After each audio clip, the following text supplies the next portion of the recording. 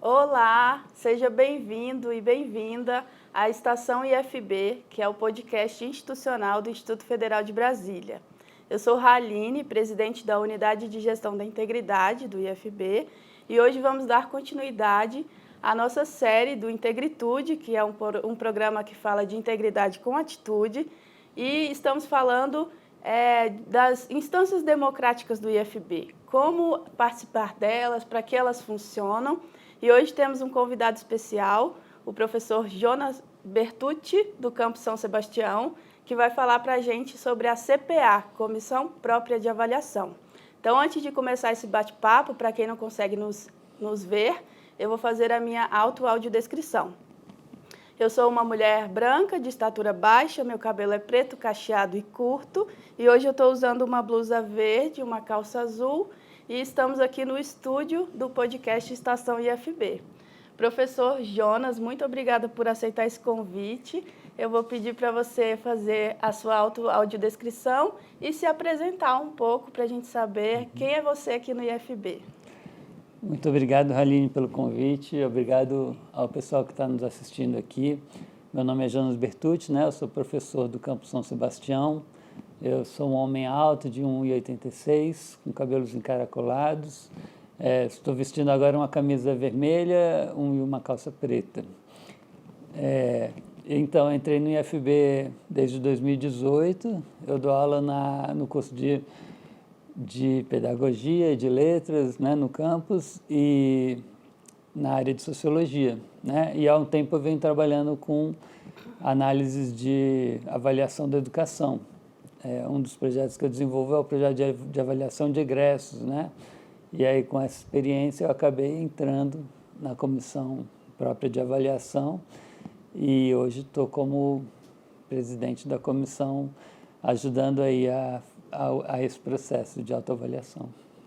Então, a Comissão Própria de Avaliação, que hoje você é presidente dessa comissão, ela serve para a gente fazer uma avaliação interna, né, da nossa instituição. Eu dei uma pesquisadinha e vi que, na verdade, quem instituiu isso foi uma lei, né? Isso. A Lei do Sistema Nacional de Avaliação da Educação Superior determina que todas as instituições que têm curso superior, públicas ou privadas, devem ter essa comissão. E aqui no IFB, essa comissão, ela atende essa lei? Ela tem representação de todos os segmentos da comunidade? Hoje tem, né? A lei do Sistema Nacional de Avaliação da Educação Superior, ela já existe desde 2004, vai fazer 20 anos, né? Mas no IFB, a resolução que organizou mesmo a CPA é de 2018, então relativamente recente, embora antes já houvessem processos de autoavaliação, né, que cumpriam a lei.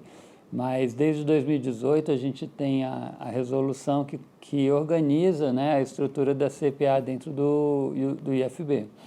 Hoje em dia a CPA é composta por representantes dos docentes, dos técnicos e dos estudantes de todos os campi e da reitoria do IFB. Então, toda a comunidade participa da comissão, representando seus segmentos, e a comissão é responsável pelo que exatamente? Tá. Aí, dois pontos, né? Primeiro, existe o espaço para participação, né, na comissão, né? Se a gente pegar todos os membros, com os membros e os suplentes, a gente chega a mais de 40 pessoas que podem compor a comissão. Só que a gente tem um desafio enorme aí da participação de todos os segmentos, né?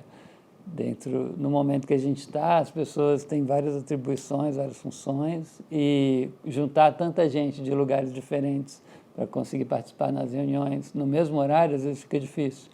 Então, como a gente sabe, às vezes as comissões têm muitas pessoas, mas acaba que tem um grupo menor que puxa a comissão, né? Isso não é uma questão só da CPA, né? Enfim. Mas aí o que a CPA faz?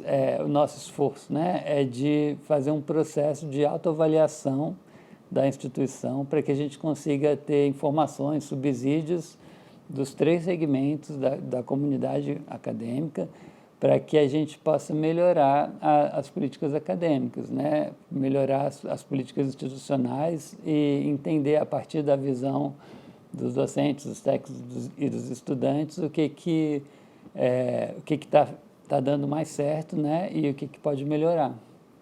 Muito interessante. Então, uma dificuldade é ter gente suficiente disponível para compor e participar da comissão, né? Começa por aí, né? Começa por aí. A primeira dificuldade que a gente vê. Então, eu acho que é para isso que a gente está fazendo essa série, né? Para que a nossa comunidade entenda quais são essas instâncias participativas, como participar delas e qual a importância de participar delas. Uhum. Então, eu vejo 2 esferas de participação. Compor a comissão e ajudar a conduzir o processo de avaliação institucional.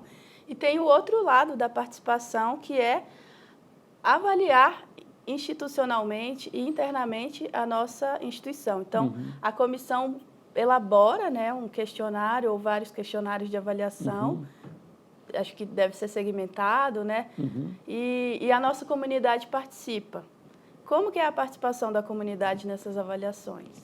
A gente tem, desde a Constituição Federal, né, e da LDB, a Lei de Diretrizes e Bases da Educação, né, a gente tem, com muita clareza, os princípios da participação para a construção de uma educação democrática, né? A partir dessas legislações, né, a gente tem a orientação de ter espaços de participação da comunidade. Então, isso é base, assim, né, da ideia da educação como, não só como uma educação formal, né, para transmitir habilidades e conhecimentos, mas também uma educação para a formação de cidadãos. E essa formação de cidadãos requer da comunidade, né, tanto dos estudantes, mas também dos docentes e dos técnicos, a tomada, a entender, né, que a educação é construída por nós, por todos, né? Então, não é só a CPA, a gente tenta, assim, não só fazer uma consulta, mas tentar fazer um envolvimento da comunidade para entender que nós estamos fazendo educação, que educação nós queremos, né? Então, a gente tenta ir além dessa consulta, né? Se eu pegar em termos de números, né? Esse ano, na rodada de questões que a gente fez, a gente aplicou 3 questionários, um para os técnicos, um para os docentes, um para os estudantes. A gente tem uma maior participação de docentes, que em média, né, ficou em 47% de todos os docentes. Depois de técnicos, foram 40% dos técnicos que responderam, e dos estudantes, em média, 19%. Embora o 19% dos estudantes pareça pequeno, em termos absolutos é maior, porque a gente tem muito mais estudantes, né, do que técnicos docentes. Apesar dos números também parecerem baixos, foi o maior percentual que a gente já obteve em todas as pesquisas feitas pelas CPAs anteriores. Então, não deixa de ser um resultado positivo, porque realmente, historicamente, a participação de técnicos e docentes é abaixo de 40%. Então, a gente precisa construir essa cultura, né, de participação dos processos de avaliação, que não é só uma consulta, né, de entender que a construção dessa educação depende desse envolvimento, né? Entender que o poder, né, de transformar a instituição está na nossa mão, não é só que eu estou sendo consultado porque tem mais um formulário sendo aplicado, não. Interessante. Você falou de ciclos, né? As avaliações da Comissão Própria de Avaliação são... com qual frequência elas ocorrem? As avaliações ocorrem a cada 2 anos, em ciclo de 2 anos. Geralmente a gente faz 2 etapas, né? No primeiro ano avalia alguns eixos dentro dos eixos definidos pelos sinais, né? E outro ano a gente vai avaliar outros eixos, né? E aí, ao final do processo, a gente primeiro faz os questionários, obtém respostas que a gente faz uma análise mais quantitativa, depois a gente retorna esses resultados para a comunidade e discute com a comunidade o que poderia ser feito para melhorar o que a gente identificou que não está tão legal. E até se inspira também no que foi mais bem avaliado para tentar reproduzir. Então, existem muitas diferenças entre cada camp, né? Cada camp tem seu contexto próprio. E aí o desafio é juntar tanta informação, imagina 10 campi, a reitoria, 3 questionários, um para cada segmento. Então é muita informação, cada questionário tem por volta de 30, 35 questões, então é muita informação que a gente precisa sistematizar para poder tentar encontrar, através dos indicadores, caminhos, né, para fazer a análise e depois levantar sugestões de melhoria. Porque o objetivo final é esse, ter as sugestões e ideias concretas para melhorar as ações realizadas pelo IFB. Perfeito, na verdade é isso. Estamos construindo uma comissão que é responsável por fazer a preparação dessa avaliação, a aplicação dela e depois a consolidação dos dados para que a gente entregue para a comunidade e para a gestão o resultado dessa avaliação. Então, sobre o resultado, o que vocês têm encontrado de positivo e negativo na avaliação institucional feita pela Comissão Própria de Avaliação? Essa parte da análise é bem interessante, né? Embora tenha uma certa variação, né, dos resultados de cada camp, e não dá para falar de cada um exatamente, mas a gente tem algumas questões gerais que apareceram em todos, assim. A primeira que aparece para todos os campos é a internet. Todos os estudantes quase sempre, né, reclamam da internet. Embora para os docentes, para o técnico seja menos, porque geralmente trabalham no computador, já na internet cabeada, os estudantes que usam Wi-Fi ainda, né, reclamam da qualidade da internet, que cai muito e tudo. Outro ponto que chamou a atenção e aí talvez mais importante que a internet, é a oferta de espaços de alimentação e de convivência. Então, há uma análise um pouco menos positiva assim, né, da oferta de espaços de alimentação e convivência nos campi do IFB. Talvez esteja, né, relacionado ao fato do IFB estar fora da Política Nacional de Alimentação Escolar, que é uma coisa que a gente já conhece, né, mas que se refletiu com bastante clareza na pesquisa, né? Outra questão, aí pegando mais a discussão sobre as ações institucionais relacionadas à questão da cidadania, é que um ponto que apareceu não tão positivo, né, é o estímulo à participação de grupos minoritários, por exemplo, na discussão das questões raciais, né? Aí é muito interessante. Eu falei de 3 coisas negativas, mas ao mesmo tempo, para cada eixo, né, a gente tem aspectos negativos e positivos, né? Então, se você tem uma crítica à falta de espaços de convivência, alimentação de um lado, do outro lado você tem um elogio muito forte às bibliotecas. É quase um consenso. Todos os campos elogiam muito a estrutura das bibliotecas. Então, talvez, né, seja interessante para a gestão olhar o que a biblioteca tem de interessante para seguir esse modelo que é oferecido na biblioteca, que vai além de oferecer livros para emprestar. Tem espaços em que os alunos se sentem à vontade, tem espaços que os alunos conseguem descansar, conseguem fazer trabalhos individuais, trabalhos em grupos. Então, usar um computador com um pouco mais de estrutura e com mais silêncio, né? Com mais tranquilidade. Então, tem coisas na biblioteca interessantes e que podem ser reproduzidas em outros espaços do IFB.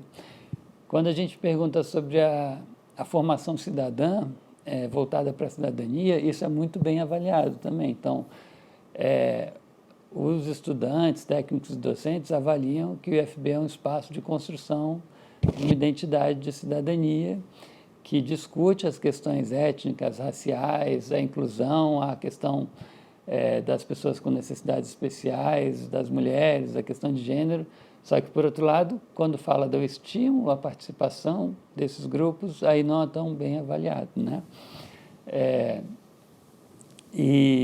Então, para cada eixo, a gente tem aspectos que foram bem avaliados e outros que não foram tão bem avaliados, mas o que foi bem avaliado, às vezes, está na mesma linha, né? Como eu falei, a percepção da cidadania é bem avaliada, mas a inclusão dos grupos ainda pode melhorar. E, por fim, algo que chamou bastante atenção, particularmente para mim, porque eu, além de ser presidente da CPA, sou coordenador de extensão e estágio no meu campus, né? O trabalho do IFB voltado para a formação profissional também foi bem avaliado, principalmente pelos estudantes. Então, há um reconhecimento de que o IFB oferece oportunidades dos estudantes para fazerem estágio, para participarem de projetos de pesquisa, projetos de extensão. Então, há um envolvimento dos estudantes, tanto em ações, projetos profissionalmente, né, que ocorrem dentro do IFB, quanto com parcerias ou com instituições fora do IFB. Então, isso também foi um ponto bem avaliado. É interessante que é uma complementação, né, só para concluir, entre a formação cidadã, que às vezes alguns grupos podem criticar como sendo algo que não é tão prático, né? Mas a gente vê que os dois aspectos estão bem entrelaçados, a formação de valores, a construção de identidade, uma visão comunitária da educação, ao mesmo tempo em que a gente tem uma formação técnica sólida voltada para o mercado de trabalho também. Muito legal. Uma última pergunta. Certo. Os SINAES, que é o Sistema de Avaliação Nacional de Avaliação da Educação Superior, isso, exige essa comissão e os trabalhos de avaliação institucional interna para todas as instituições que têm educação superior. Isso. Nós somos o Instituto Federal de Educação Profissional, Científica e Tecnológica, que, além da educação superior, oferece a educação básica também. Uhum. O trabalho da CPA, ele se restringe aos temas institucionais só da educação superior, ou por conta dessa nossa identidade, a avaliação é feita no âmbito de toda a educação que a gente oferece? O IFB realmente tem essa particularidade em comparação com outras instituições de educação superior, né? Historicamente, a CPA vinha fazendo avaliações voltadas para o ensino superior, mas esse ano a gente identificou que pode ser interessante a gente ampliar essa avaliação, embora não seja uma obrigação, né? Pela lei, a obrigação é voltada para os cursos superiores, mas pelas especificidades do IFB e pelo fato de não adianta a gente estar discutindo infraestrutura e discutir só com aqueles docentes ou estudantes que estão no ensino superior, porque vai afetar todos, né? E existe uma sinergia entre os cursos, existe uma relação. Então, nessa ainda não foi, né? A gente ainda focou muito no ensino superior, mas a gente pretende, nas próximas avaliações, ampliar para todos os grupos, né? Então, além da ampliação do trabalho da CPA, a gente espera a ampliação da participação da comunidade. Então, eu agradeço imensamente a sua vinda aqui para a gente falar sobre isso, porque é esse o nosso objetivo, mostrar para a nossa comunidade para que servem, o que fazem essas instâncias participativas, como participar delas. E aí a gente viu aqui 2 grandes campos de participação, tanto compondo a comissão e representando o segmento que a gente pertence, quanto avaliando quando os formulários forem enviados para nós. Então, toda a rede de institutos federais tem a sua CPA. Se você não conhece ainda, acesse o portal institucional. Quem é aqui do IFB, na página do IFB tem tudo lá sobre a CPA, é só colocar na busca para encontrar os arquivos, os membros e as avaliações. Os resultados são compartilhados por lá também, são né? Todas lá.